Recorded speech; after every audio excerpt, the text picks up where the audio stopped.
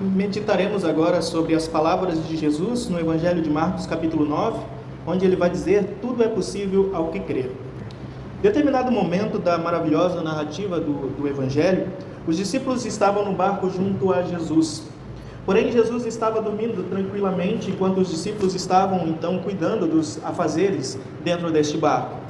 No entanto, no meio da noite começa uma tempestade, os ventos são tão fortes que as ondas começam a ficar grandes, ao ponto de jogar muita água para dentro desse barco. Os discípulos começam a ficar atemorizados, começam a ficar desesperados, e olham e veem Jesus dormindo tranquilamente. Então eles vão até Jesus e acordam Jesus pedindo então que ajudasse. Eles até falam, até pensam: o Senhor não se importa se a gente morra, se a gente perecer diante dessa viagem. Jesus então ele fala algo de imediato que é até mais rotineiro dentro dos evangelhos. Jesus olha para o tamanho da fé dos seus discípulos e se depara o quanto que eles ainda tinham pouca fé. Mas ainda assim Jesus acude, Jesus faz, Jesus diz à tempestade e a tempestade se acalma.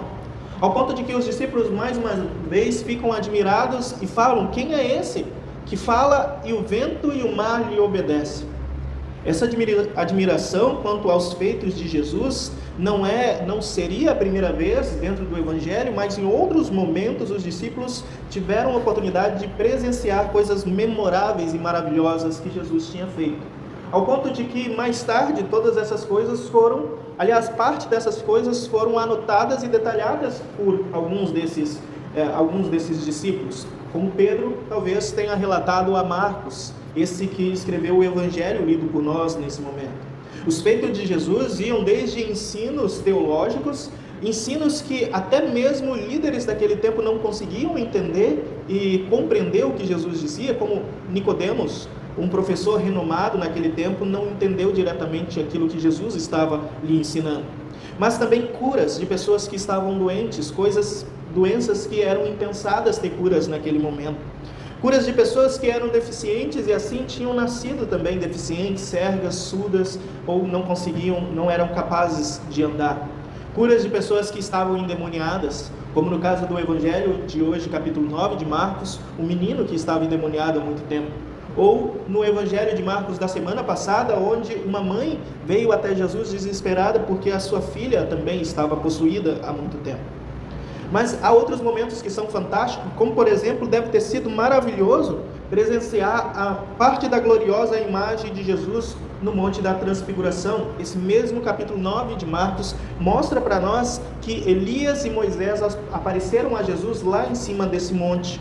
Nós aqui somos como os 9 outros discípulos de Jesus que ficaram sabendo desse ocorrido só depois. Isso porque estavam com Jesus Pedro, Tiago e João, como naquele caso do barquinho, Pedro, Tiago e João no barquinho que jogaram as redes, e ao mando de Jesus as redes estavam muito cheias. Agora Pedro, Tiago e João estavam novamente junto a Jesus, sozinhos, sem a presença dos outros discípulos, e lá eles veem coisas maravilhosas. Jesus conversando com Moisés e Elias com sua aparência reluzindo, tão branco como qualquer brilho que nós jamais conseguiríamos ver neste mundo. Mas eles descem de lá e são advertidos por Jesus a não contar sobre aquilo com ninguém, pelo menos não naquele momento. Então eles descem do monte sobre a fala do próprio Deus, ouçam, sobre o próprio Pai, ouçam o que esse meu filho tem a dizer. E eles descem do monte. Só que quando eles chegam lá embaixo, algo está acontecendo. Eles encontram um grande grupo de pessoas que estão ali reunidas, murmurando, conversando a respeito de uma situação. Jesus encontra nesse grupo de pessoas os seus outros 9 discípulos, pessoas que também seguiam Jesus há muito tempo, mas também encontra líderes judeus que estavam sendo há um tempo opositores do próprio Mestre. Então Jesus revela as palavras novamente: gente de pequena fé. Jesus vê a incredulidade que estava pairando sobre esse grupo. Isso porque os discípulos, os 9 que ali tinham ficado, não tinham conseguido curar o menino que estava endemoniado. E a incredulidade crescia ali naquele momento. Soa parecido como quando nós olhamos para o Antigo Testamento e vemos aquela situação em que Moisés estava ali junto ao povo, trazendo as placas dos mandamentos de Deus, todos fazem aliança com Deus, todos dizem tudo o que o Senhor disser nós faremos, mas quando Moisés sobe ao monte e lá fica por 40 dias, ao seu retorno o que ele encontra? Um povo também em incredulidade, um povo na verdade que estava adorando um bezerro feito de ouro. Agora Jesus encontra também um povo em incredulidade ao descer do monte. Não é o Monte Sinai, pelo menos o texto não diz para nós qual monte especificamente, mas Jesus estava ali, ouvindo aquilo que o povo então indagava, ouvindo qual era a discussão, o que estava acontecendo. Imaginam que algum crítico quanto às ações, quanto às curas de Jesus, quanto aos milagres de Jesus, venha dizer para nós que esse menino que os discípulos não conseguiram ali curar, esse menino não tinha um demônio, mas na verdade tinha crises epiléticas. E sim, as coisas que o menino tinha, os sintomas que o menino tinha naquele momento se assemelham ao que nós entendemos hoje como crises epiléticas. Mas o texto nos conduz a entender e a perceber que tudo isso era causado sim por um demônio que há muito tempo tinha possuído a vida, o corpo daquele menino. Ao ponto de que quando Jesus chega perto, e aí esse menino chega perto de Jesus, o demônio logo o reconhece, o vê. E o que acontece novamente? Ali o menino tem mais uma crise. Coisas que são que se repetem ao longo do Evangelho, quando os demônios ouvem a voz de Jesus, ou quando a pessoa que está possuída olha para Jesus, pois os espíritos o reconhecem, sabe da capacidade, do poder de Jesus, sabe da autoridade de Jesus, porque sabe que Jesus é o Filho de Deus. O mais interessante é que essas coisas não são aquelas que chamam mais a atenção dos discípulos, não são aquilo que o texto coloca em mais evidência. Porque sim, o menino está endemoniado há muito tempo, mas o que chama mais a atenção dos discípulos é o fato deles não terem conseguido. É a incapacidade deles de realizar aquela cura. E porque isso deveria ser para os discípulos algo que os chamaram a atenção, algo que deixaram com que eles ficassem indignados. Porque em momentos antes eles conseguiam. Por que não agora? Por que não nesse momento? Por que não com esse menino? Por que agora nós não estamos mais conseguindo? Acontece, se nós relembrarmos um pouco mais da história que aconteceu antes desse evento, nós vamos relembrar que Jesus tinha enviado os discípulos de 2 em 2 a povoados vizinhos para justamente expulsar demônios, curar os enfermos, mas para proclamar a respeito da salvação, proclamar a respeito do reino de Deus, que os dias estavam próximos, que ali estava o Messias. Os discípulos foram e voltaram assim eufóricos, voltaram entusiasmados, porque eles tinham conseguido anunciar, tinham conseguido pregar, tinham conseguido expulsar. E na verdade, quando os demônios viam que eles estavam perto, aí tudo se agitavam e voltavam assim para os portões do inferno. Então os discípulos conseguiam realizar coisas. Quantas vezes nós conseguimos realizar muitos feitos e aplicamos a mesma forma para várias e várias situações? E aí, de repente, em uma situação que não dá certo, nós também ficamos indignados. Por que agora não dá mais certo? Por exemplo, uma simples receita que nós fizemos várias e várias vezes, um pão, por exemplo, muitas vezes acontece isso. Fizemos várias e várias vezes dessa mesma forma. E, de repente, num belo dia, não funciona. Não dá certo. O que está acontecendo? Será que o problema está na receita, está em mim, está no pão, está no forno? Onde está o problema? Bom, há momentos em que nós conseguimos grandes e grandes sucessos na nossa vida. E esses sucessos fazem com que nós esqueçamos de quem está por trás desse sucesso. Quem é o autor de cada uma das coisas? Por quem nós deveríamos agradecer por ter cada uma das coisas? Talvez os discípulos tenham esquecido que as coisas só tinham acontecido antes por causa da autoridade do nome de Jesus, por causa do próprio Deus. O poder não estava nos discípulos, a capacidade não estava neles mesmos, mas a capacidade sempre está em Deus. Isso é algo que faz com que eles tenham um novo desafio, porque a capacidade, às vezes nós pensamos que está em nós, mas quando nós enxergamos só a nós mesmos, então nós estamos sempre tensionados a falhar. Então eles estão diante de um desafio por conta deles mesmos, por conta daquilo que eles acreditam, por conta da autossuficiência dos próprios discípulos, mas também por conta do Pai. O Pai é também um desafio aqui. É diferente daquela mãe que em outro momento chega até Jesus, sabendo que Jesus era a solução para o seu filho, não uma possível solução. Se possível, faça isso. Não foi isso que o Pai disse a Jesus? Aquela mãe sabia que Jesus era o caminho. As histórias que ela tinha ouvido falar de Jesus e talvez até presenciou Jesus em algum outro momento, fez com que ela soubesse que só Jesus é a solução para qualquer problema na vida dela, principalmente aquele que a sua filha passava. Mas esse pai não tinha tanta certeza assim. Mas uma outra coisa fez com que esse pai tivesse ainda mais dúvida em seu coração: o meio. Perceba que quando Jesus volta do monte, ele encontra os seus discípulos, esse pai, mas também uma multidão que ali causava um alvoroço, que talvez desencorajavam a confiança tanto dos discípulos quanto daquele pai, e que talvez colocava essa pulga atrás da orelha: será que Jesus é a solução? Será que esses daí que são discípulos de Jesus, será que eles são capazes realmente de conseguir fazer aquilo que você necessita? Quantas vezes nos ambientes que nós vivemos, nós não ouvimos coisas semelhantes? As pessoas dizendo para nós: será que a igreja ainda vale a pena nós perdermos o nosso tempo? Será que você precisa voltar lá e gastar o seu tempo, os seus dons, os seus talentos para o trabalho do reino de Deus?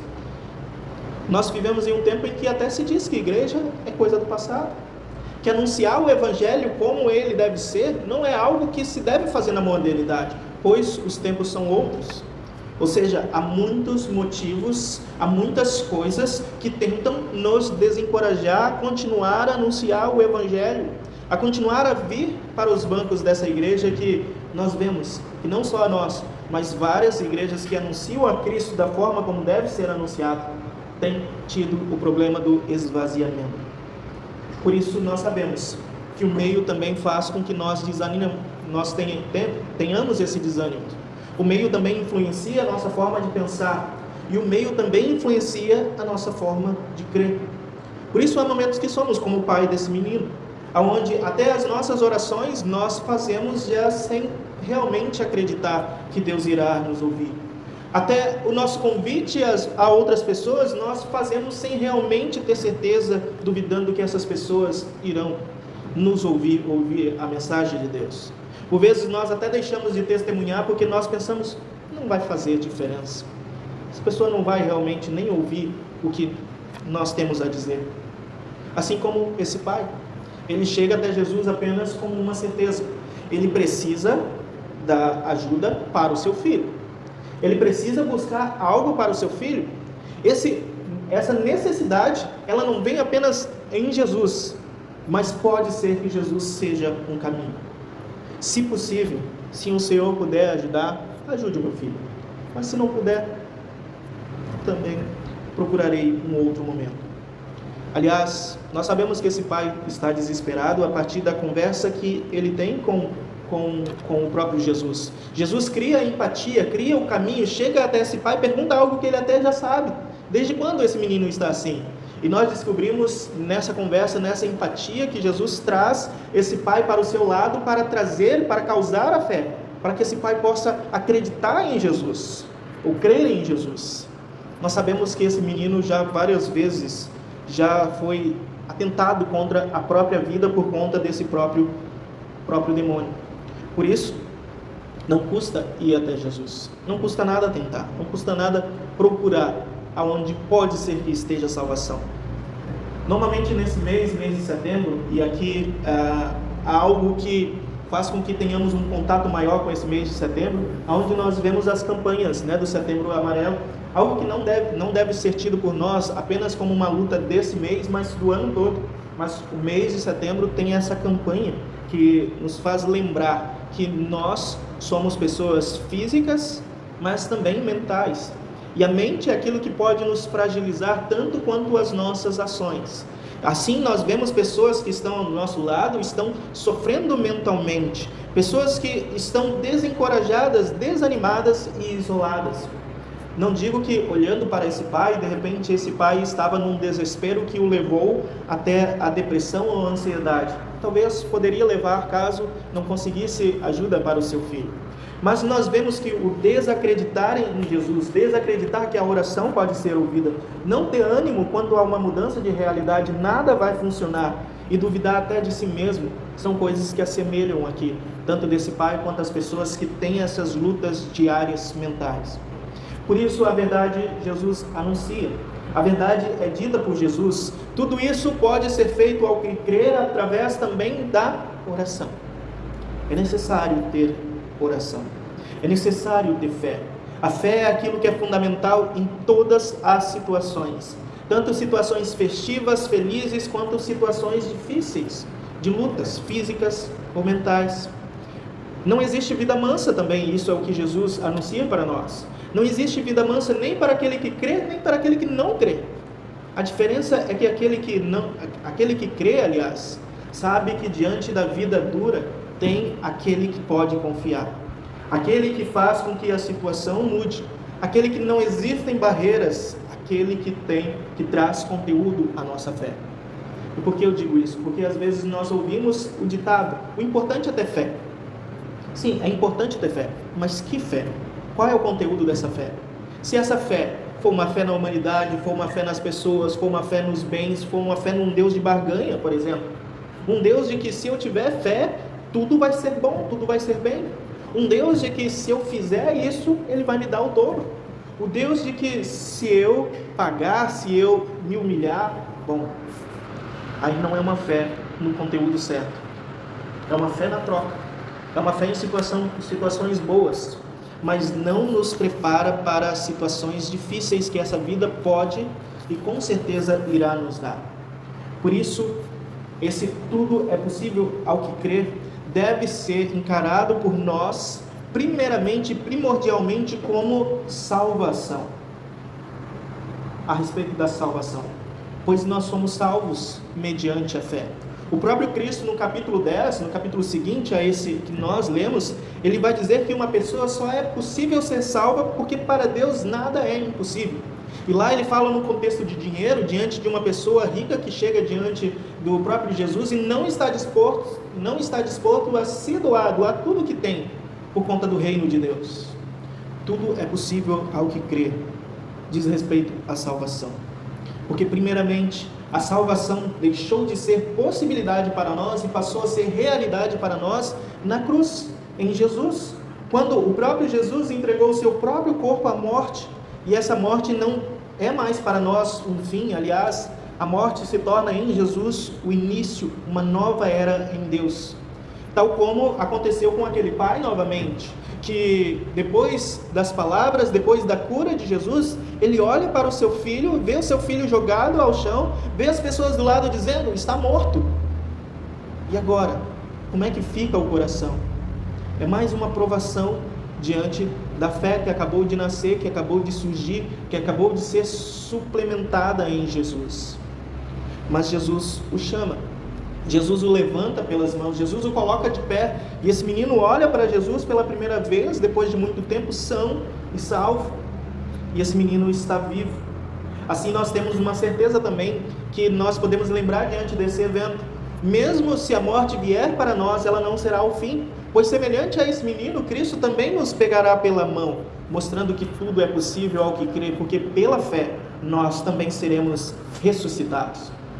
Por isso que nós aprendemos a respeito desse texto. Primeiro, não desanimemos, não podemos parar de orar, não podemos esmorecer, mesmo que as situações ao nosso redor não nos façam sorrir e nos façam chorar. Não podemos deixar de falar de Cristo. Aliás, chorar, passar por situações difíceis não é falta de fé, mas nós podemos ter certeza que a nossa fé em Deus é uma fé naquele que faz com que todas as situações impossíveis se tornem possíveis.